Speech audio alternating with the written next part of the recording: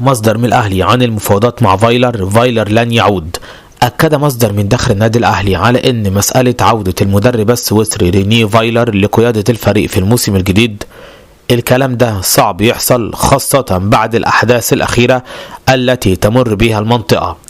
فايلر مش مجرد مدرب كده، لا، ده مجرد نقول عليه ايه، كأنه مثلا شخص دبلوماسي، شخص بيهتم جدا بالأحداث اللي بتكون في المنطقة اللي البلد بتقع فيها عشان يروح يشتغل فيها كمدرب. وعنده كده بعض الأمور تتعلق ببعض الأوروبيين المتعصبين شوية تجاه المنطقة الحالية، تجاه يعني المنطقة العربية والأحداث اللي بتحصل فيها. فعشان كده المدرب السويسري فايلر رافض تماما فكرة العودة الآن للعمل من جديد في المنطقة العربية بشكل عام.